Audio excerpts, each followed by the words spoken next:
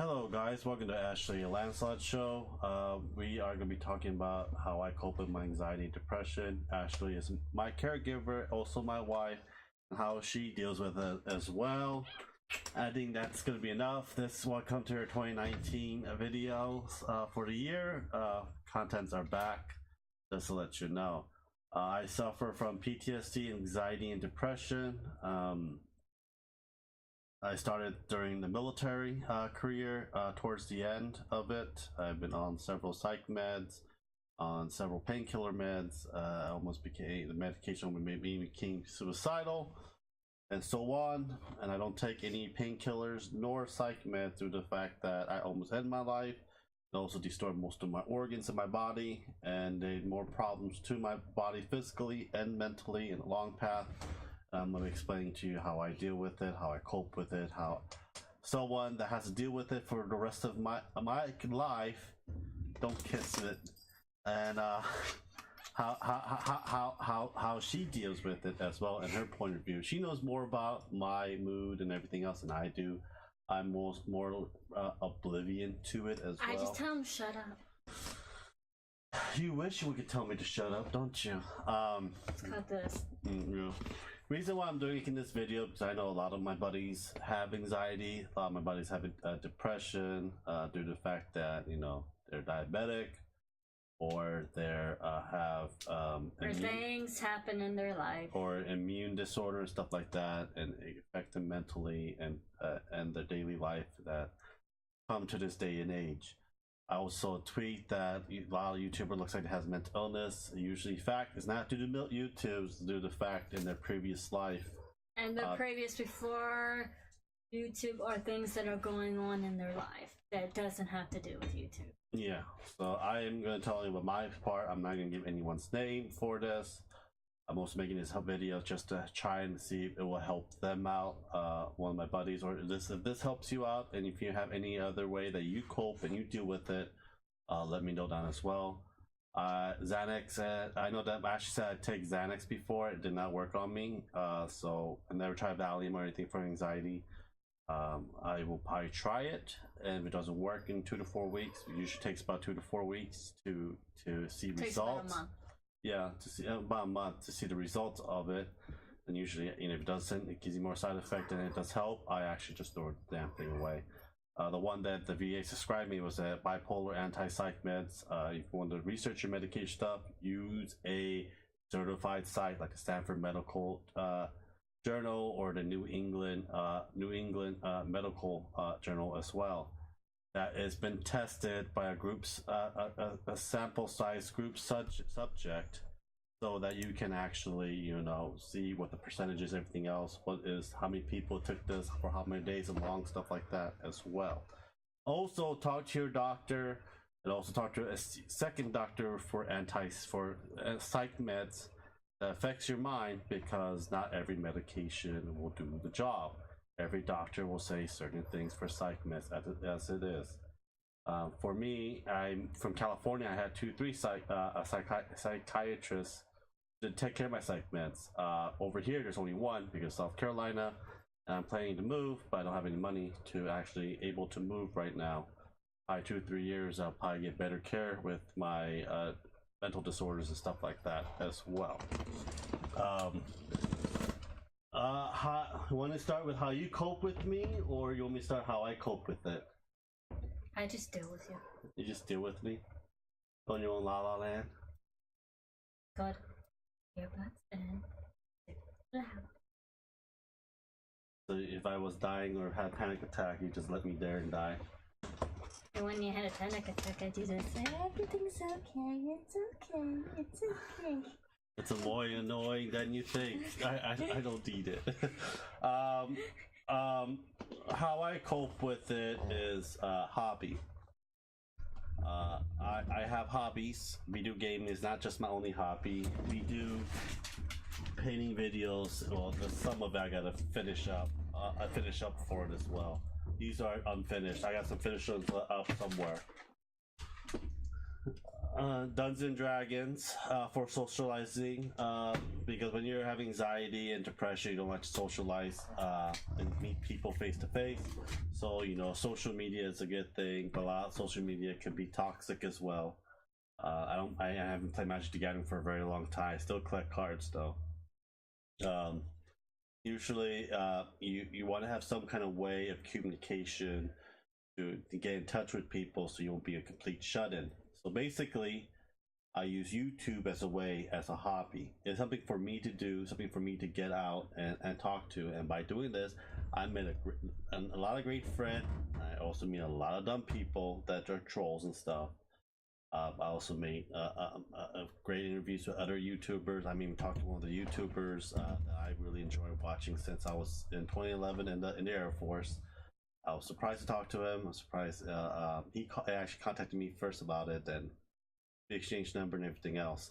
But yeah, one of those things is just that you need to keep somehow in touch with other people, not toxic or anyone. Someone that can actually boost your morale, boost your self-esteem, and make sure that everything's fine. Because when you have, for my anxiety, it feels like every four corners of the wall is closing in. I want to try to finish up my college degree and everything else for, just in case if the VA suddenly disappeared. Because it can happen. It may not happen, but it can. Have a second way of making income for my family.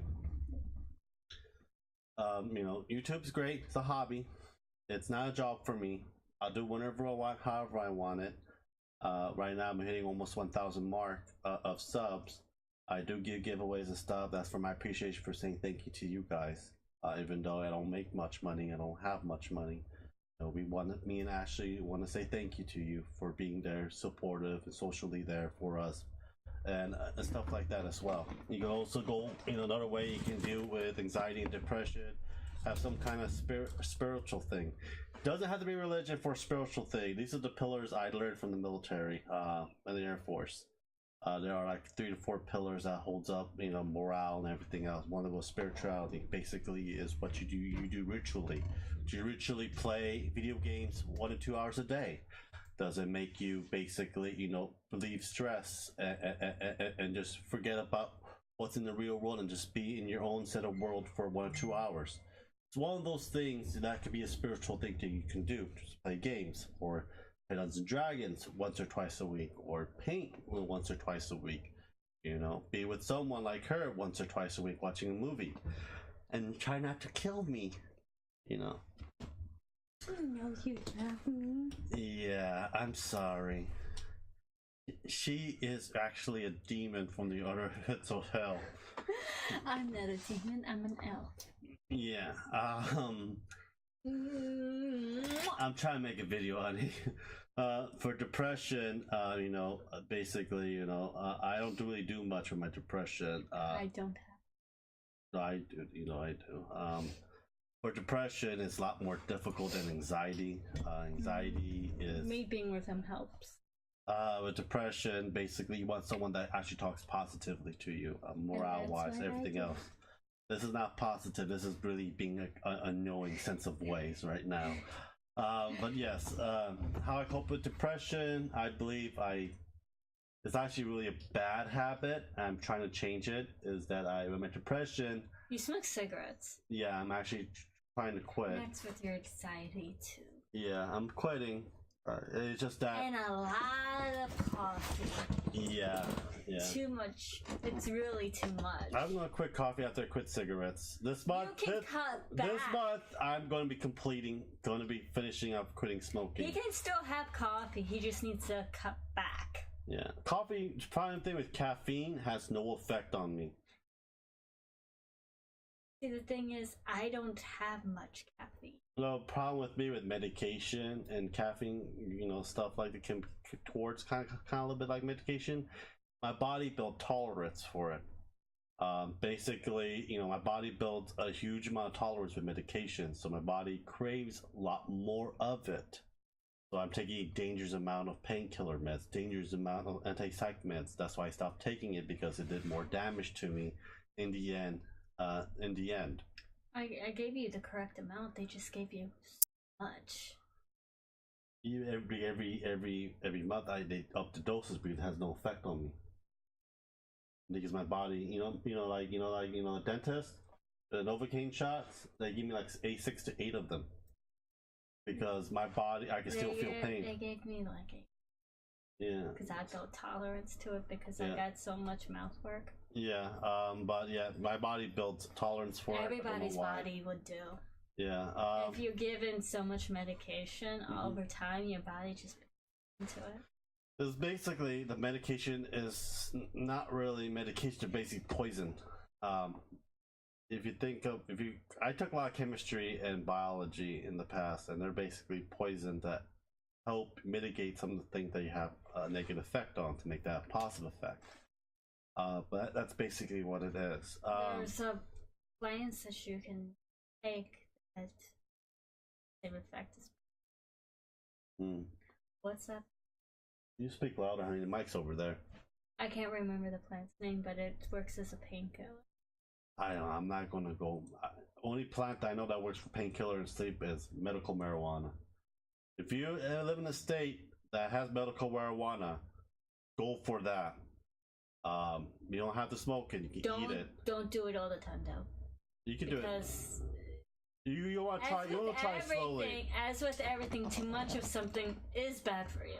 Well, marijuana doesn't really have that much negative effect on it. No one died from medical marijuana. But people mixed it with brownies, and what's the side effect of eating too much brownies? Eating too much.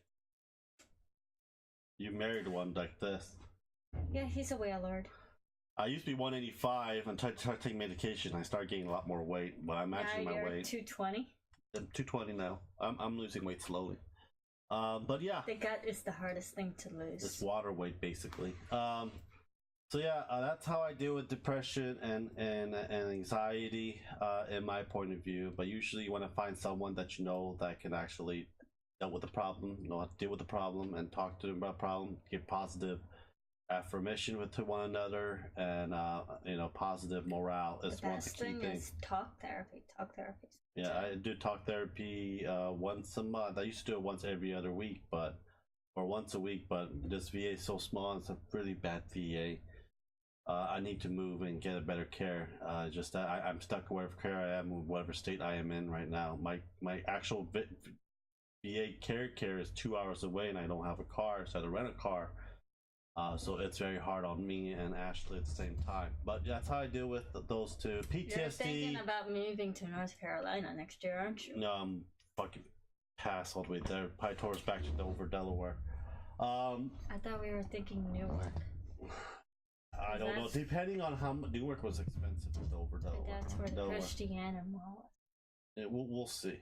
We'll see. Well, that's where we can do our shopping anyway. I just drive 2 hours if I have to. It's not 2 hours. It's an hour. But yes. But PTSD, it's very iffy. Usually talk therapy helps. Usually, you gotta find your niche. You gotta find your what makes you trigger and avoid it for PTSD. A lot of time anxiety and depression is the same. You gotta find your happy place. You also gotta find other things to cope with it. There's one of the things that you gotta figure out because everyone is different. If chocolate milk helped me cope with it, and that's the only thing that helped, then looks like I'd be drinking chocolate milk for the rest of my life.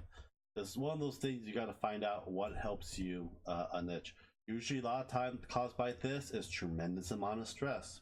People work 5 to 7 days a week, 8 to 16 hours a day, 2 to 3 jobs. A lot of this can be due to stress as well. Stress can cause anxiety, depression, panic attacks. Stress isn't one major thing. High blood pressure, high cholesterol. Yes, it can cause all sorts of stuff. Yeah, stress is is one of those major things that you can insomnia too. Stress.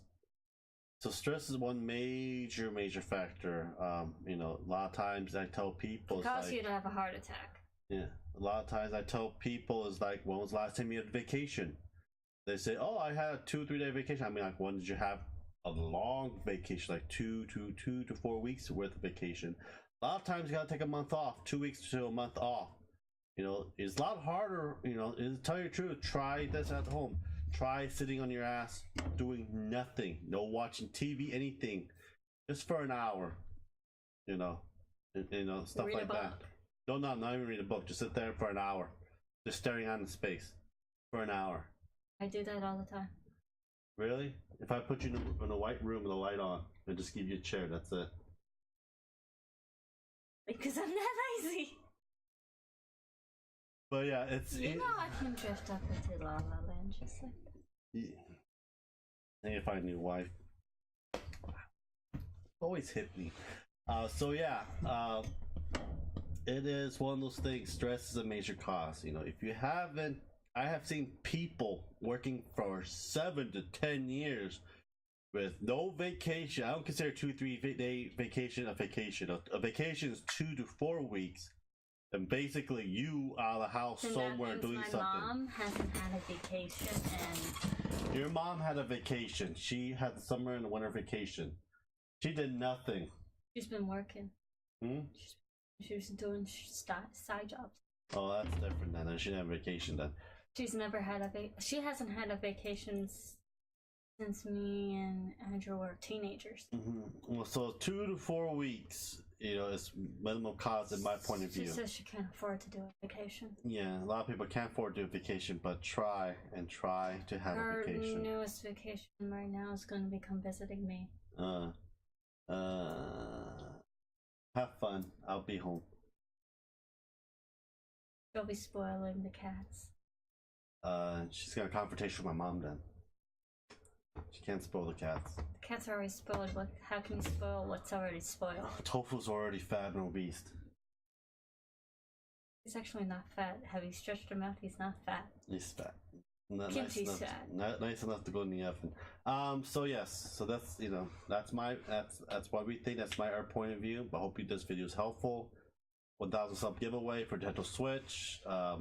Please subscribe, like, share the video. You want me to play more video games? And leave down in the comments what you think, how you deal with it, and so forth as well. Thank you guys for watching, and have a great day.